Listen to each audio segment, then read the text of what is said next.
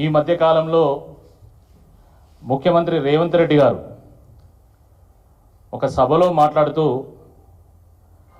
నాకు గౌరవం ఇవ్వకపోయినా పర్వాలేదు, కనీసం నా కుర్చీకైనా గౌరవం ఇవ్వండి అని చెప్పి ఐ వాంట్ రెస్పెక్ట్ అని అడుక్కుంటా ఉన్నాడు.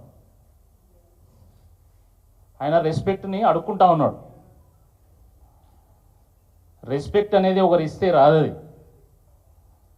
మన హుందాతనంతో, మన పరిణతితో,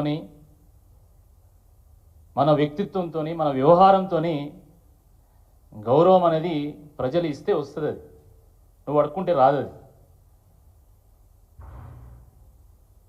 సాధారణ అధికారిక కార్యక్రమాల్లో కూడా ఆయన రాజకీయ ప్రసంగాలు చేస్తూ ఉన్నాడు.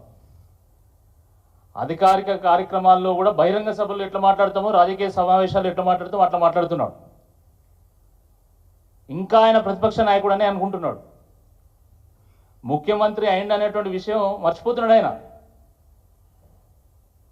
ముఖ్యమంత్రి స్థాయిలో ఉండి దిగజారి బజారు భాష మాట్లాడుతున్నాడు.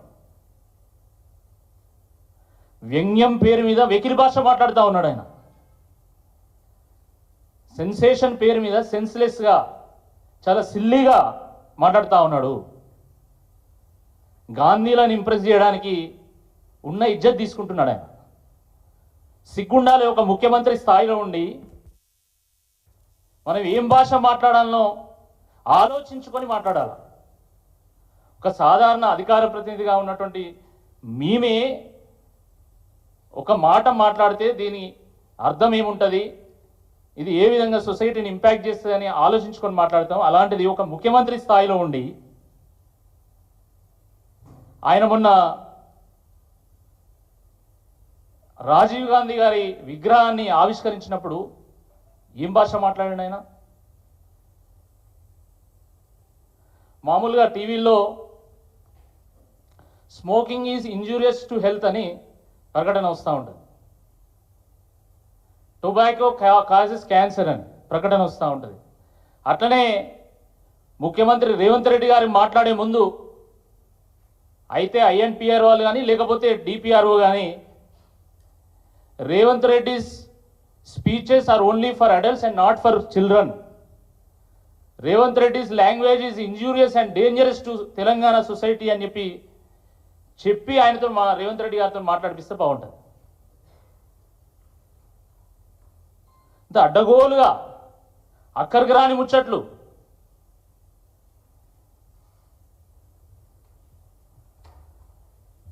వాస్తవానికి రాజీవ్ గాంధీ గారంటే అందరికీ గౌరవమే, ఎందుకంటే వారు మాజీ ప్రధానమంత్రి గారు కాబట్టి.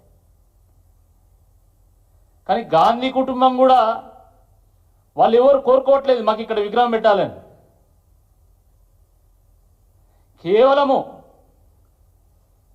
అయ్య విగ్రహం పెట్టి కొడుకుని ఇంప్రెస్ చేయడానికి ఈయన రాజీవ్ గాంధీ విగ్రహం పెట్టాడు.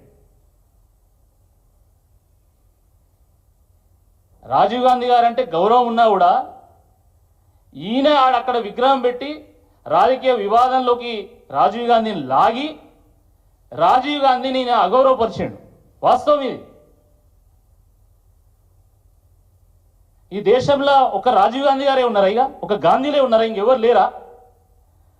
దేశంలో 15 మంది ప్రధానమంత్రులు పరిపాలన చేసిండ్రు. దాంట్లో మీ గాంధీ కుటుంబ సభ్యులు 3 పరిపాలన చేసి ఉండొచ్చు. వాళ్ళు అసలు గాంధీలా నకిలీ గాంధీలా అనేది సమాజం తెలుస్తుంది. నెహ్రూ, ఇందిరాగాంధీ, తర్వాత రాజీవ్ గాంధీ, వీళ్ళు 3 కూడా ప్రధానమంత్రిలో పనిచేసిండ్రు.